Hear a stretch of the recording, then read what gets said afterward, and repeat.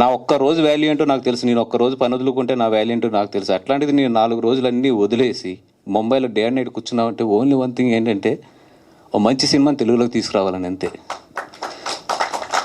The first film నేను final copy కూడా చూడలేదు, ఎందుకంటే అంత టైం లేదు ఈ సినిమాకి.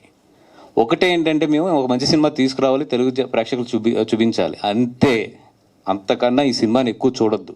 ఇది ఒక మంచి సినిమా, మన పిల్లలకి చెప్పవలసిన చరిత్ర ఉన్న సినిమా. మనం ఎస్పెషల్లీ ఈరోజు ఈ జనరేషన్ ఏదైతే ఈ యంగ్ జనరేషన్ జెన్జీ ఏముంటుందండి జెన్జీ జనరేషన్ ఉంటుందో, మేబీ మా జనరేషన్కి కొంచెం తెలుస్తుంది. అంటే ఐఎమ్ 45, మా జనరేషన్ కొంచెం తెలుస్తుంది freedom value.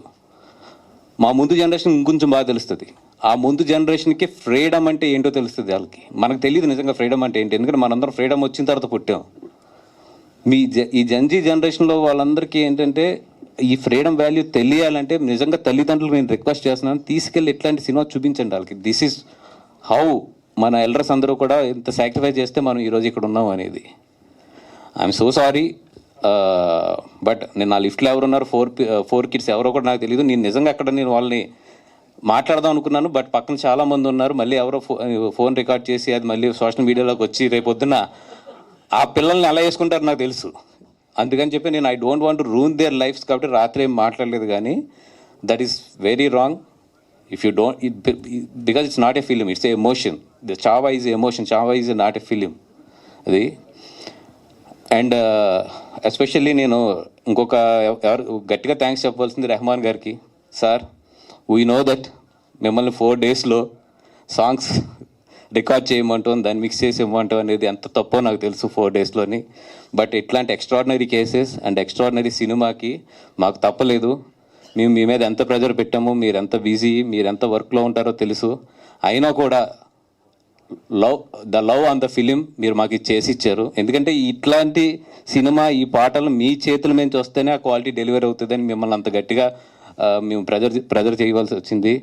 I'm so sorry sir. మీకు 4 days ఇచ్చాము. ఐ నో దట్ 4 daysలో మీరు ఎంత బెస్ట్ కుదిరితే అంత బెస్ట్ ఇచ్చారు. And thank you so much for entire Rahman sir team also. They also work day and night for this film. And everybody who are there behind the film. If I forgot some names, please forgive me, because నేను note చేస్తున్నాను కూడా చాలా వరకు, ఎందుకంటే మర్చిపోకూడదు ఈ సినిమాకి, especially ఈ సినిమాకి మర్చిపోకూడదు అనేది. And my entire publicity team also, Vamsi Sekhar గారు కానీ, మా కమల్ కానీ, వీళ్ళందరూ కూడా డే అండ్ నైట్ వర్క్ చేస్తున్నారు. And thank you for the media.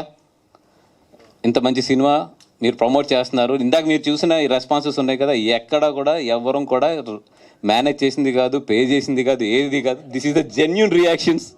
Especially నేనైతే క్లియర్గా చెప్పాను ఎవరు యూట్యూబ్ వాళ్ళకి, వీళ్ళందరికీ కూడా, బాబు మీరు ఈ సినిమాకి అయితే మాత్రం మీరు మీ మనుషుల్ని ఇట్లా కాకుండా ప్యూర్ వదిలేసేయండి చాలు. ఈ సినిమా ఏ ఎమోషన్ వస్తే బాగాలేదంటారా పర్లేదు చెప్పండి, లెట్ దెమ్ టెల్ అనేది వదిలేసాం. బట్ ఆ రియాక్షన్స్ చూశారు కదా, అవన్నీ కూడా వాళ్ళంతా కూడా హార్ట్ ఫీల్ అయ్యి వచ్చినాయి.